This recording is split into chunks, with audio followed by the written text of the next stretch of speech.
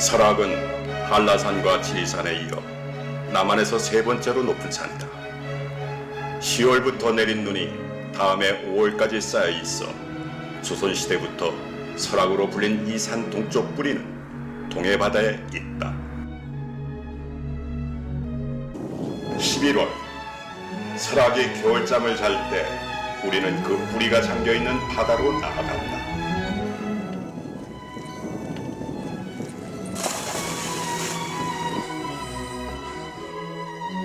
도치가 깊은 바다에서 알을 낳으러 돌아온다. 도치는 생김새가 심퉁맞게 생겨 심퉁이라 불린다. 심퉁이 배에는 알을 낳는 도중 파도에 떠밀리는 것을 방지할 수 있는 강력한 빨판이 있다.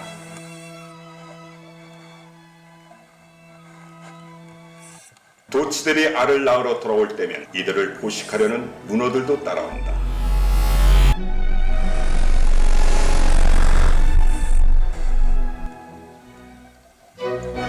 이 즈음 모우리들은 대왕문어 사냥에 나선다.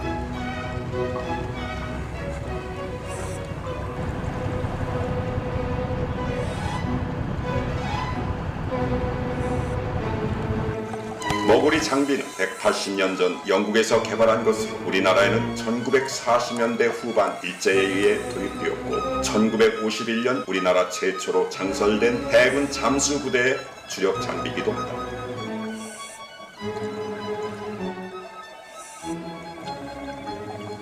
예사롭지 않은 크기 대왕문어다.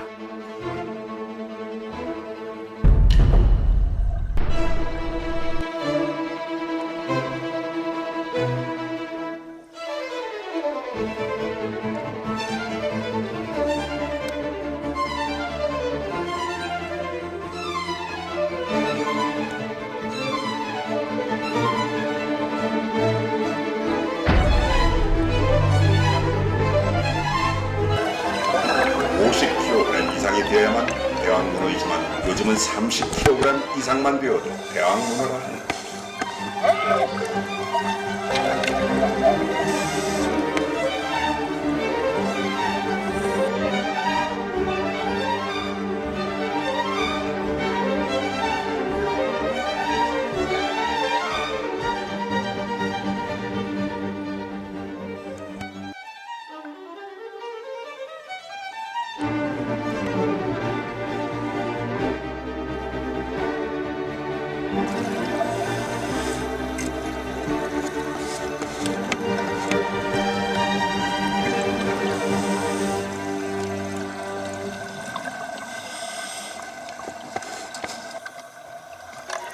수심 40m 수온 4도 안반에 형형색색의 섬유세밀 날비잘들이 만개해 있다.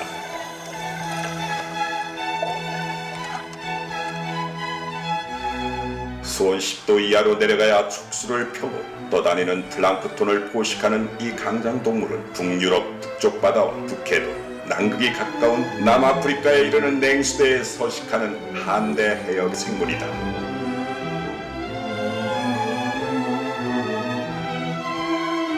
수심 30m 이하 냉수대에 대량 서식하는 이 생물이 대중에 알려지기 시작한 것은 잠수 인구 증가와 드라이 슈트가 보편화된 90년대 이후이다. 섬유세닐이라는 이름을 타는 터실 같은 촉수 때문에 붙여진 것이다. 이 녀석들은 수온이 15도 이상이 되면 먹이 활동을 멈추고 촉수를 몸통에 감추고 움츠려 든다.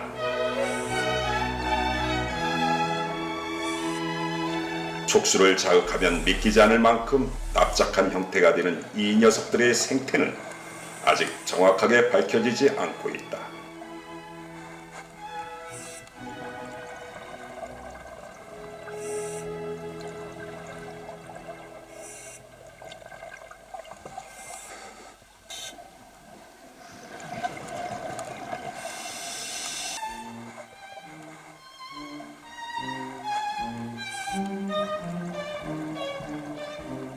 동해에는 세 종류의 멍게가 서식한다. 비단 멍게로 불리는 붉은 멍게는 수심 30m 이하, 북부 동해 냉수대에 서식한다.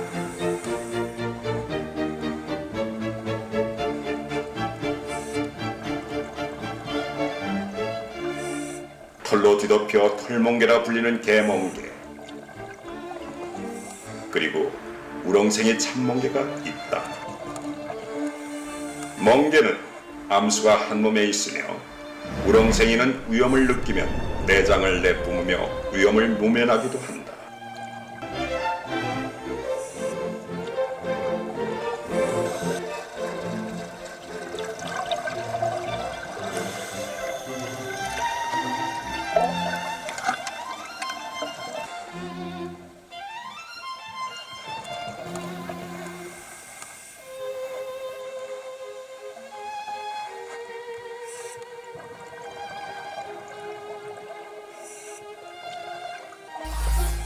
갯민숭 달팽이, 영어로는 벌거벗은 아감이란 뜻의 누디 프렌치. 갯민숭 달팽이는 지구 전 해역에 서식하는 바다 생물 중 가장 화려한 색상을 지니고 있다.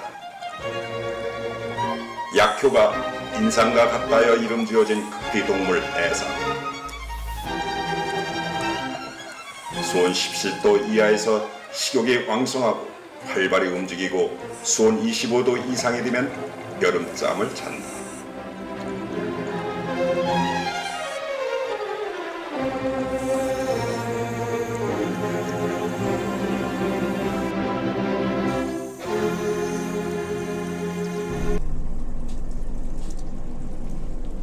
남설악에서 발원하여 동해로 흘려드는 남대천. 상류는 4월에도 푹설이 내린다.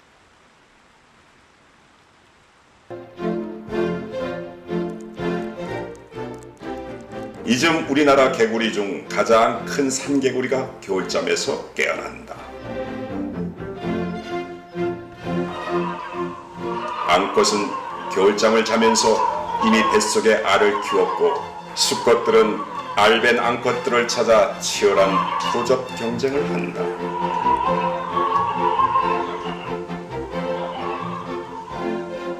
짝이 지어지면 앙컷은 알을 낳을 곳을 찾는다.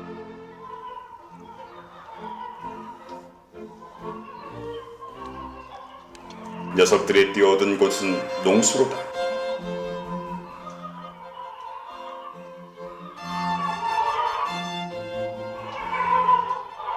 대부분 수컷들보다 앙컷이 크다.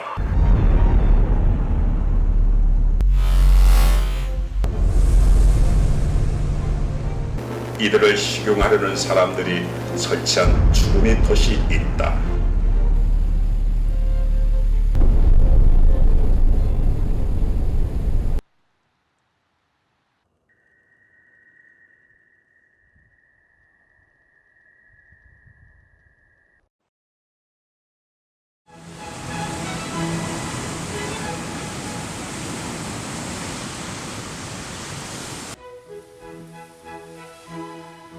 설악산 한계령에 진달래가 피기 시작한다.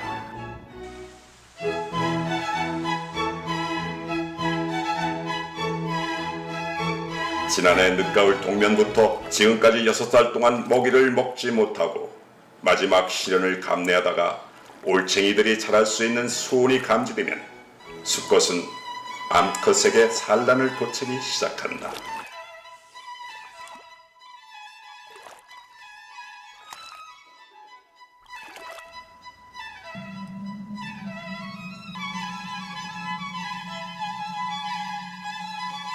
앙컷이 산란을 하면 수컷은 정자를 뿌려 체외 수정을 한다.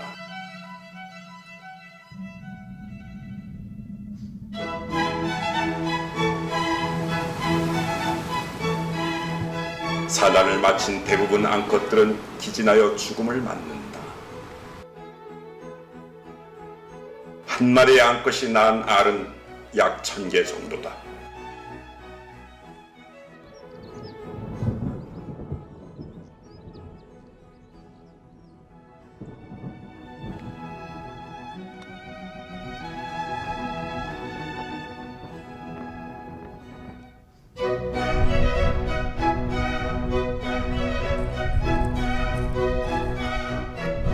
이들이 알을 낳는 환경은 치명적인 농약으로 오염되었거나 빠져나갈 수 없는 인간이 조성한 죽음의 틀 속이다.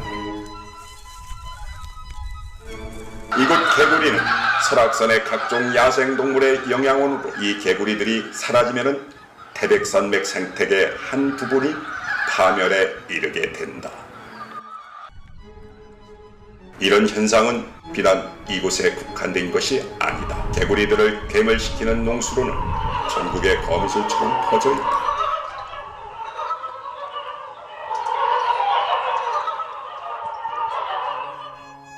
농술에 물이 마르면 개구리들은 사멸에 이를 수밖에 없다.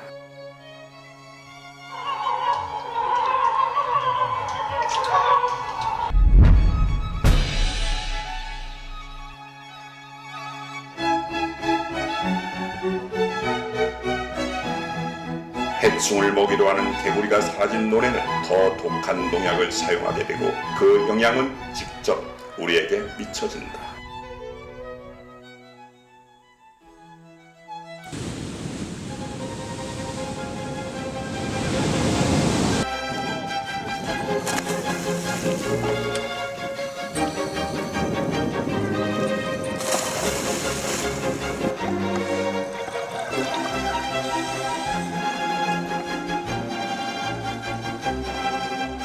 바닷속 계절은 육상에 비해 한 계절 늦다.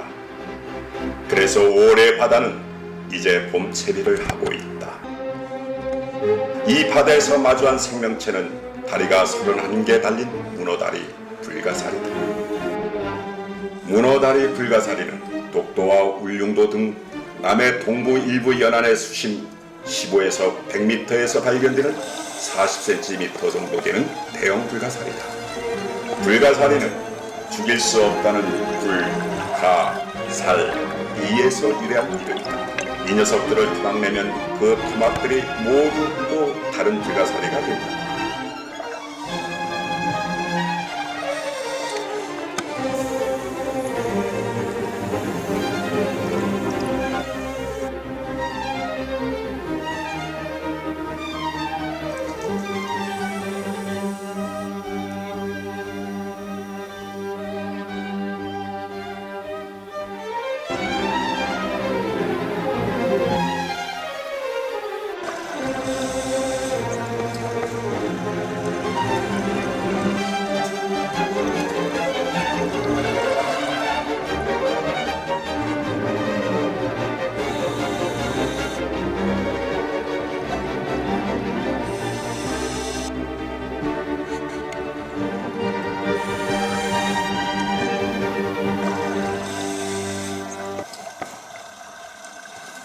성게들이 천적 불가사리의 공격을 막기 위해 몸에 방어물을 올려놓는 것을 보면 웃음과 함께 생명의 신비로움을 느끼게 한다.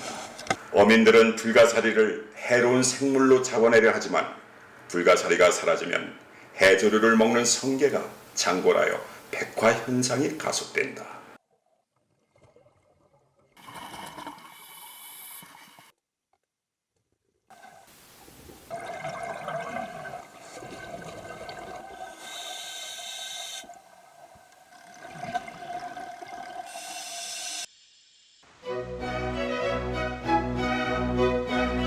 동해로 향하는 남제천이 징검다리 봄을 건너 여름을 맞고 있다.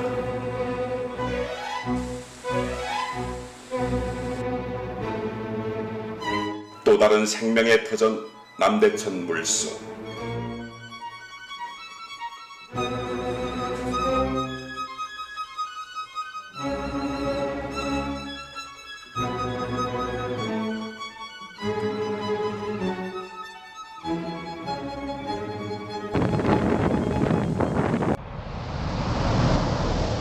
올챙이들이 영역에 들어온 물고기를 질식시켜 포식한다.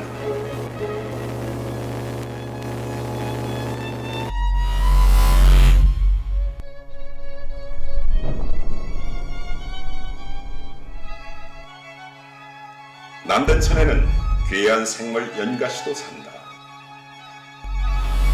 연가시는 계곡물이나 우렁덩이에 사는 가늘고 긴 동물이다. 연가시는 물속에서 짝짓기를 하고 그 알은 하루살이나 장구벌레 유충에게 먹히고 그것을 다른 곤충이 잡아먹으면 연가시 유충은 그 곤충 속으로 들어간다. 곤충 몸에 들어간 유충은 성장하며 곤충의 몸 내부를 잠식한다. 이때가 되면 곤충은 갈증을 느껴 물가루가 익사하고 물속으로 돌아온 연가시는 다시 짝짓기를 한다.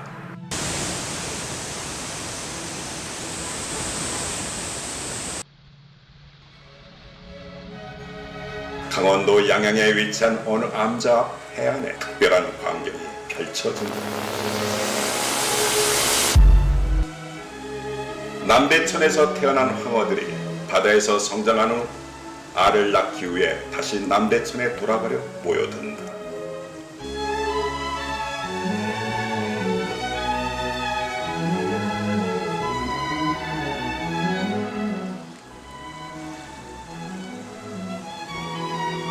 결심을 한 듯 황어들이 남대천 하구로 이동을 시작한다.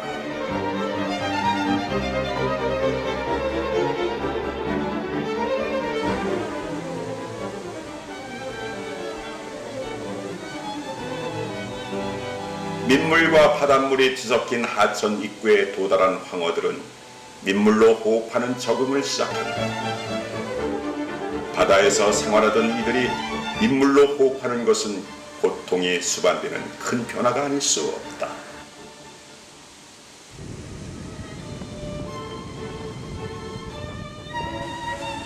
이쯤 남대천 하구에는 이들을 기다리는 사냥꾼들이 있다.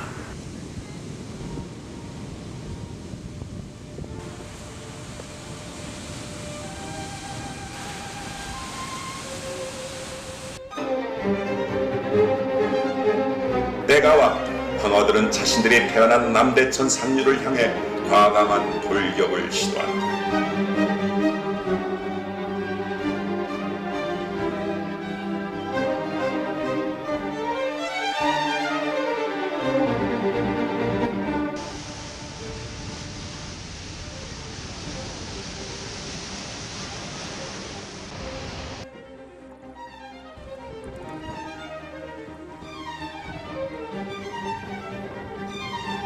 남대천 하구는 바닷물 영향으로 염분 농도가 높은 기수지역이다. 그곳에는 여느 하천과 다른 특징적인 생태계가 이루어진다. 이곳에 서식하는 어류는 34개 종, 그중 5개 종은 바다를 오가는 효종이고 10개 종은 바닷물이 혼합되는 기수어종이다. 멸종위기 2급 가시고기와 잔가시고기, 칠성장어도 이곳으로 회유한다.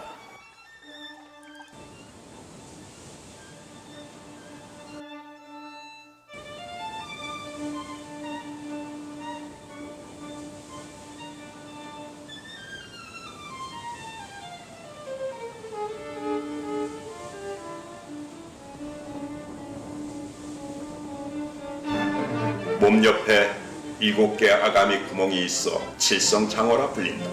원시 형태 물고기로 분류되는 이 녀석은 이곳에서 어린 시절을 보냈고 바다로 내려가 다른 물고기에 붙어 흡혈하는 생활을 2년 정도 하다 돌아와 이곳에 알을 낳고 생을 마감하는 멸종위기 2급이다.